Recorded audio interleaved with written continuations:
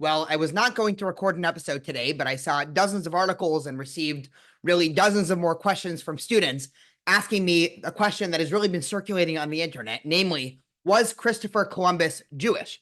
And so I thought on this Columbus/Indigenous Peoples Day, it might be interesting to take just 10 or 15 minutes and discuss this broader question.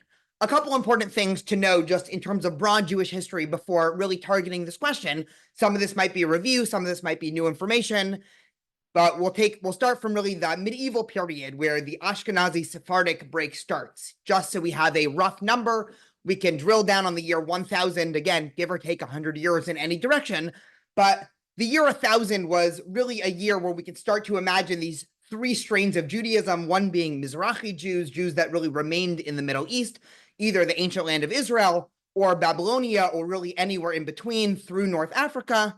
We have the Sephardic Jews that started making their way up from North Africa to the Iberian Peninsula, aka the Spain-Portugal area that was still under Islamic rule in the medieval ages, and then other Jews that continued going up north to the rest of Europe, England, France, Germany, and then eventually making their way up to Russia. Those Jews are known as Ashkenazi Jews. So in the year 1000, again, Christopher Columbus, just in case you weren't paying attention in AP history in high school, was 1492, so he wasn't until 500 years later. But just so we have the base history, by the year 1000, the Jewish world was split in roughly three places.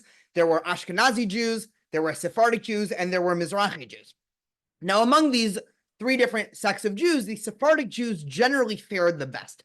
You might have heard the epithet, the idea of the golden age of Spain. There's really a lot to say about that. There's a lot of controversy around this idea of the golden age of Spain. But just to delineate what it is before talking about the complication, most historians generally agree that Jewish life under Islamic rule, especially in the Iberian Peninsula in the medieval ages, was one of the best times to be Jewish throughout history. This, of course, is not counting post-Enlightenment in the West and also the modern state of Israel. But if somebody comes to you, right, you accidentally shake the bottle and the genie comes out, and somebody asks you, okay, you as a Jew have to be spit into some time in the diaspora in the last 2,000 years, and no, it can't be America in the last 150 years, you should probably take Spain in the year 900, the year 1000, the year 1100, because their Jews, while still dhimmis, which was a protected second-class citizen in the wider Islamic world, it really was a society that was much more multicultural than virtually everywhere else, including the wider Middle East, and especially under Christendom. This was a time of Jewish history where we had a proliferation of poetry, a proliferation of philosophy, a proliferation of other types of ways of Jewish thinking. One interesting example is Kabbalah. The Kabbalistic tradition was really started in this medieval ages of Spain, when Jews were caught in the middle between two different worldviews, namely that of Greek philosophy and that of traditional Judaism. I have many videos here if you are interested in digging deeper into this. This is where, of course, Moses Maimonides, the Rambam, one of the greatest Jewish thinkers throughout history, was in Spain in the medieval ages. And so this was at a time of relative peace and prosperity in Jewish history. All of a sudden, during the Reconquista, again, this is when the Christian world was reconquering lost land that the Islamic Empire conquered in their conquest hundreds of years earlier. The Christian Empire swoops in and takes over at least most of northern Spain. Eventually, they're going to take over South Spain and Portugal. But as the Christian world is taking over more and more land, again, this is part of the Crusades, they become increasingly harsh on anybody who was not Christian. In other words, Muslims and Jews. And so all of a sudden, as the Christian world is coming more and more into Spain, aka the Iberian Peninsula, you have this entire area where Jews went from experiencing really one of the best, most prosperous, most relative free times in Jewish history to all of a sudden now being under not just Christian rule. Unlike England and France and Germany and all those places in the rest of Europe, these were specifically Jews who were under the Reconquista, which the entire idea was to re-Christianize the area. And so heretics, aka non-Christians, were viewed with increasing suspicion. And of course, Jews fell under this. An interesting date to put on your radar is the year 1391 was the beginning of a massive wave of pogroms towards the Jews in Spain. Again, I know I'm skipping a couple hundred years, but you really came here for the Christopher Columbus. So this is the Spark Notes history here. In the year 1391, there was a big pogrom, an anti-Semitic attack against Jews in Spain. Thousands of Jews died. Tens of thousands of Jews decided to flee Spain. They saw the writing on the wall. We'll talk about where many of those Jews went in a second. But then over the course of the next 100 years, or really 101 years, from 1391 to 1492, life for Jews in the Iberian Peninsula in Spain got increasingly difficult, leading up to the infamous year 1492. That was not just the year that Columbus sailed the ocean blue. That was also the year for Jews of the Alhambra decree. And that is when Ferdinand and Isabella issued a decree saying that all Jews that are living in Spain have an ultimatum. They can either convert to Christianity or they can forcibly get expelled. So between 1391 and 1492, you have increasingly difficult and tough anti-Semitic persecution, anti-Semitic pogroms erupting against Jews under Christian-controlled Spain. And all of a sudden in 1492, Jews are given this ultimatum. And of course, in 1492, over the course of this 100 years before that, the Jews fell into really three choices. One was they can say, you know what, we want to be Jewish. We'll just simply leave Spain and go elsewhere. Some of those Jews went south to North Africa, and they blended in with the wider Mizrahi community. This is incidentally why in the Jewish community today, people are still confused at differentiating Sephardic and Mizrahi community, because in really the 14th, 15th, and 16th centuries, these two communities basically merged in with each other. Other Jews ended up going to Holland, places like Amsterdam. If you've heard the name Baruch Spinoza, he was one of these Jews who ended up fleeing from Spain, then to Portugal, then eventually to Amsterdam. Some of these Jews, interestingly enough, for American Jewish history, ended up getting on explorer ships, oftentimes as laborers and workers. And some of the original Jews to come to the Americas were actually Jews who fled Christian persecution in the Iberian Peninsula. So the first group of Jews, about 100,000 of them between the year 1391 and 1492, said, you know what, if we're not going to be able to live as Jews in Spain and Portugal, we will just leave Spain and Portugal. The next set of Jews said, you know what, for a whole variety of reasons, right? And again, it's very hard to blame them because who knows what any of us would do in this situation, said, you know what, let's just convert to Christianity. Perhaps their Jewish identity didn't mean much to them. Perhaps they were just trying to protect their family and way of life and everything there. And so about 200,000 Jews, again, double the number who decided to leave, over the course of the 100 years between 1391 and 1492, ended up converting to Christianity. Now, of those Jews who converted to Christianity, and this is where there's a huge question mark in terms of history, which is then when you get into interesting questions like Christopher Columbus, there were two different options that Jews took. One was they can really convert. Again, it's hard to know what it means to really convert, because given that the whole thing started off as an ultimatum, it's very hard to know who was authentically accepting Jesus, theologically, and who wasn't. But let's put that question aside. Many of those Jews, and again, it's impossible to know how many by nature of the situation, many of those Jews said, you know what, I am authentically giving up my Jewish identity. I am going to become what's known as a Judeo-Converso, and I'm going to authentically become Christian and turn my back on all things Jewish. Another subset of the 200,000 Jews who made the decision to stay and convert to Christianity said, you know what, we'll publicly or externally convert to Christianity, but internally we'll still be Jewish. This is what's known as crypto-Jews, or more disparagingly, right? This is not a politically correct term, but Miranos, which means swine in Spain.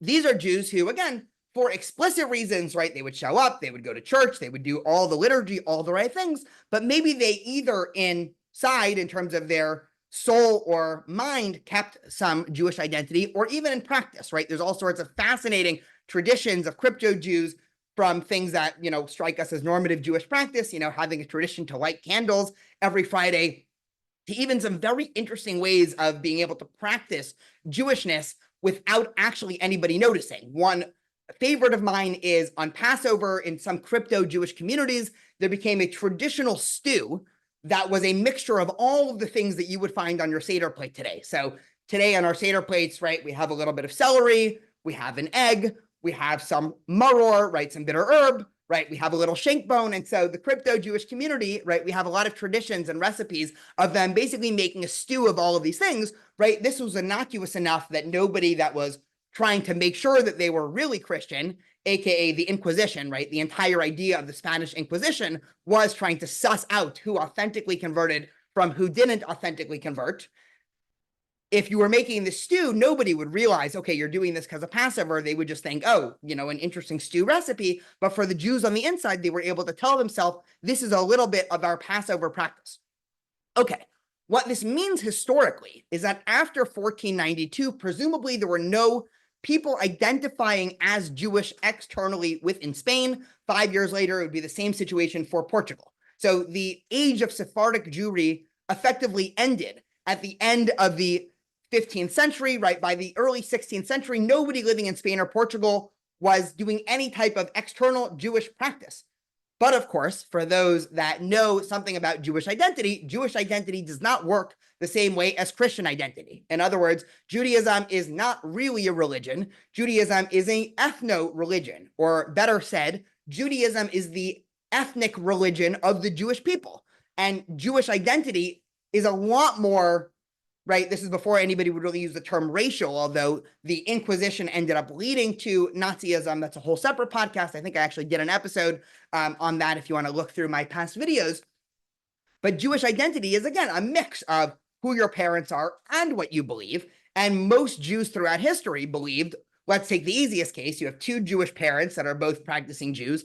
Even if I, the child of two Jewish parents, all of a sudden say, I renounce my Judaism, I accept Jesus, I reject religion, I'm an atheist, most people would say, okay, I'm still Jewish. I might not be a religious Jew, just the same way that I was born in America. Okay, I can give up my American citizenship, but if I move to somewhere else, say I move to Italy, for the rest of my life, they're still going to know me as American. And no matter how many times I swear to them and say, no, I gave up my American citizenship, they're going to say, okay, maybe you're not an American citizen, but you're still American, right? I think we all sort of intuitively understand that difference in differentiation. So there were hundreds of thousands in the first generation. And again, populations grow. So by the second generation, you can imagine almost millions of people living in Spain and Portugal throughout the 1500s that had Jewish ancestry and Jewish genetics. Again, some of these Jews still practicing Judaism in secret, right? The crypto-Jews, which is why the Inquisition was coming down increasingly hard, trying to suss out who these Jews were. And more, a plurality, had Jewish genetics, Jewish blood, Jewish ethnic lineage in them, but were Christian. Fast forward now 400 years before we get to the conversation about Columbus. Every time, there's always, every couple months, there's an interesting story of some Spanish popular figure doing a 23andMe test and realizing that they are, 15 or 20 or even 40% Jewish, right? I'm pretty sure AOC, Alexandria Ocasio-Cortez, a couple of years ago, took a 23andMe test and, it spit out that she was, some percent Jewish. Again, I don't have any notes in front of me in this podcast, so you can, go and actually fact check that I got the percentages right or the name right. But this constantly happens. And this makes a lot of sense because 200,000 people in the year 1391 through 1492, with the way that populations grow, and especially in Europe in the 15, 16, and 1700s, population growth was huge. That means that there's probably tens of millions of people today in the year 2024 that have lineage in the Spanish or Portuguese world that are probably in some way genetically Jewish. Now, there's a couple of interesting other questions. Does this matter? Let's package those questions to one side. But when it comes to Columbus, some extensive and new genetic research has determined that Columbus, in fact, did have a lot of Jewish lineage, aka he was probably genetically or ethnically Jewish in some way. Again, Columbus is starting his travels to the Americas in 1492. So maybe you can imagine his grandfather or great-grandfather or that lineage being of the early waves of converts to Christianity, right, after these 1391 riots. And so it turns out that Columbus probably, and again, scholars have no idea, right, because you can't really tell halachically, but genetically, it turns out that Columbus almost certainly was ethnically Jewish in some way. Now, there's two final points that I want to make. One, does this matter for purposes of modern Jewish identity? I would argue probably not, because the way that halacha, the way that Jewish law codifies Jewish identity, one, according to strict Jewish law, it goes by the mother, but not even getting into that, right? If there was a question mark for the last 300 years, right, Jews do not determine Jewishness based off of 23andMe tests. So let's just take, one interesting case study.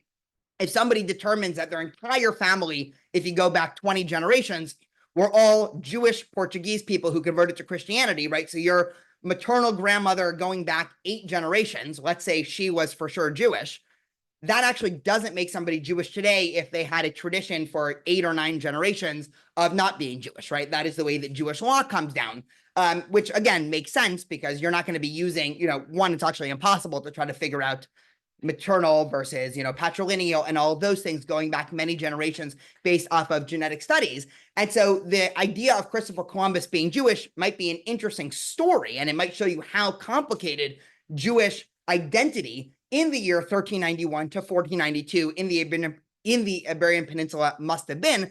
It doesn't really have relevance for Jews today. I don't think any synagogues are going to be named the, Christopher Columbus Torah Academy anytime soon. The second issue I think is much more important and much more sociologically relevant in today's age, which is, you don't need me to tell you that in 2024, Jews are being more and more depicted as colonizers and colonialists. And, Zionists, of course, are being depicted as people, European Jews who came and colonized, Palestine, when of course history is actually quite the opposite. Jews are really the indigenous people, or the people of Israel are indigenous to the land of Israel, or Jews are indigenous to the area of Judea, right? It's implicit in the name.